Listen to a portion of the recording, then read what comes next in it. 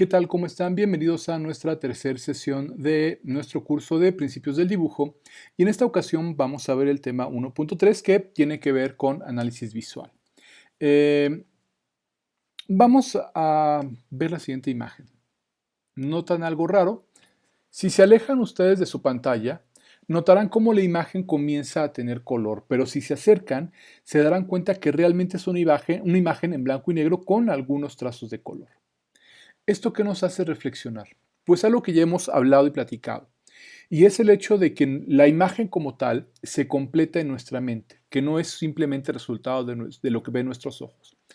Porque aquí percibimos lo mismo que percibimos acá, pero es muchísimo más evidente para nosotros que la imagen como tal es en blanco y negro y no en color.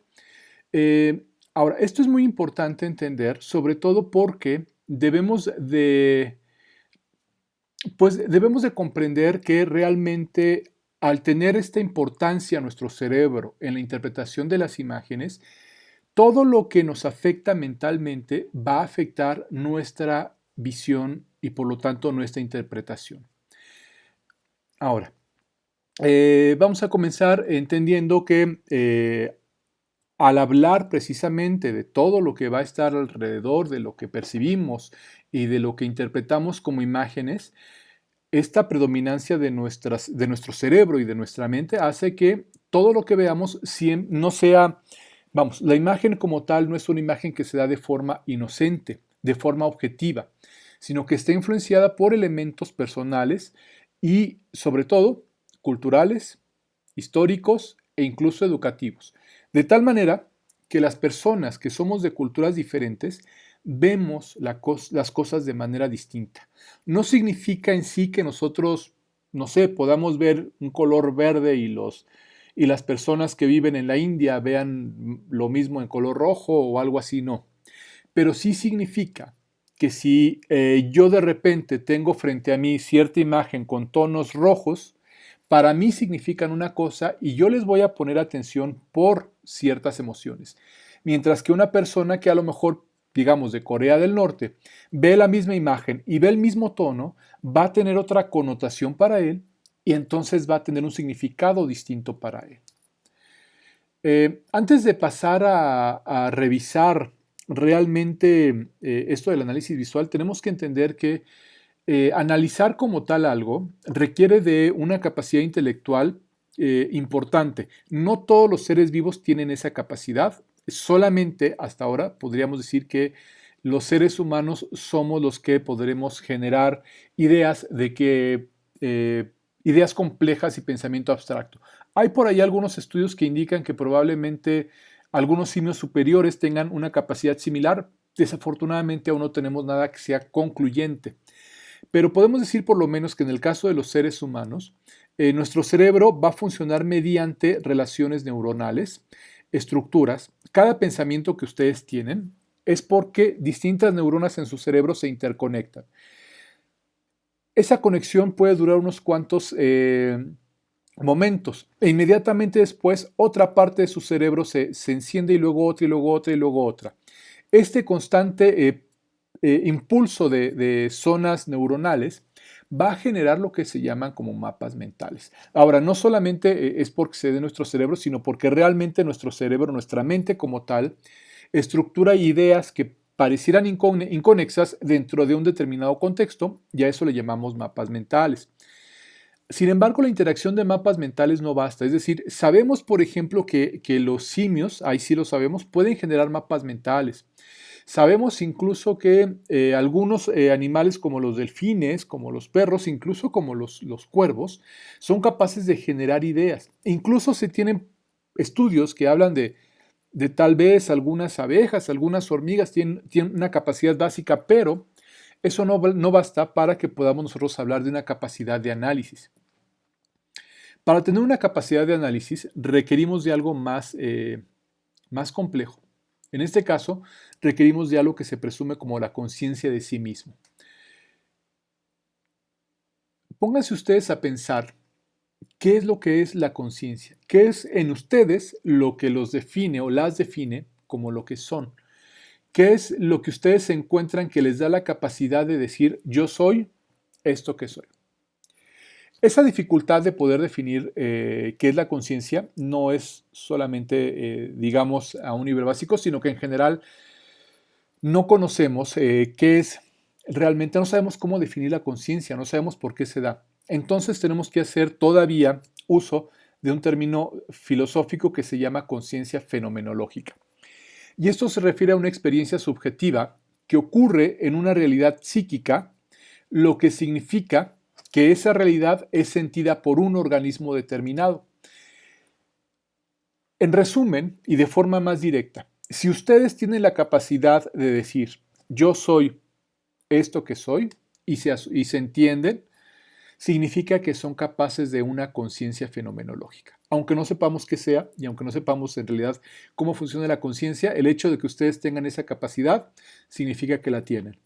Por lo tanto, desde este punto de vista, existir en un mundo como tal significa existir como algo que siente, como algo que es capaz de percibir lo que está a su alrededor.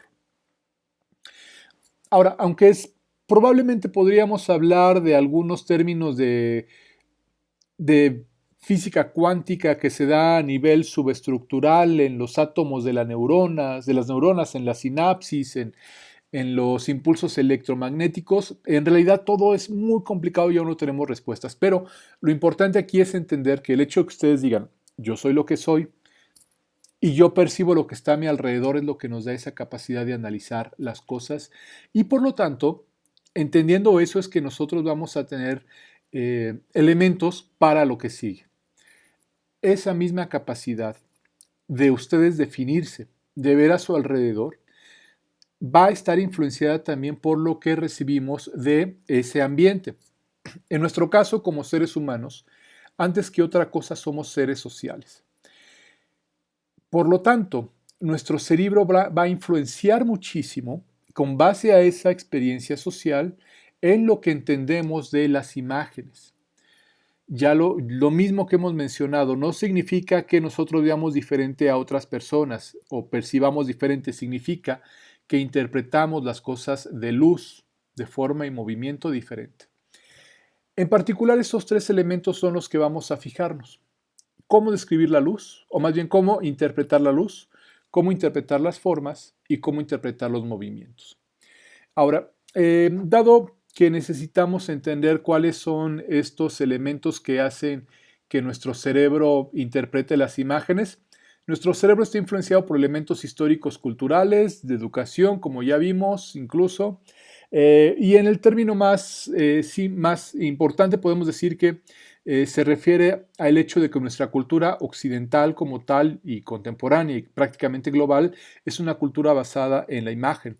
Y esto se va dando como un cambio de lo que sería una antigüedad basada en una tradición oral a una modernidad basada en una tradición visual. Y este cambio no se da en la modernidad entendida como el siglo XXI, ni siquiera el siglo XX, sino una modernidad de la historia completa y absoluta del ser humano que se da en la creación o en el paso del neolítico a la edad de las metales y la creación de las grandes ciudades. Sobre todo desde que ciudades como Grecia, incluso Egipto, empiezan a tener como esta importancia de relación de culto a las imágenes, es que nuestra sociedad empieza a cambiar de una tradición oral, como lo fue en la antigüedad, estamos hablando de la prehistoria incluso, y de elementos previos a estas culturas helenísticas y egipcias, a lo que sería pues las culturas antiguas clásicas y que va a ir evolucionando hasta consolidarse en la Edad Media. En la Edad Media, con la invención de la imprenta, es que ya se consolida por completo la tradición visual.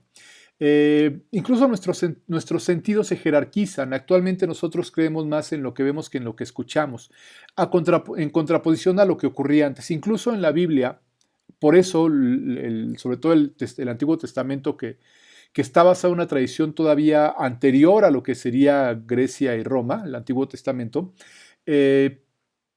por eso vemos esta como aversión a las imágenes y la confianza en la palabra de Dios. Literalmente lo opuesto a lo que sería nuestra realidad actual. En aquel tiempo se confiaba más en lo que se escuchaba que en lo que se veía.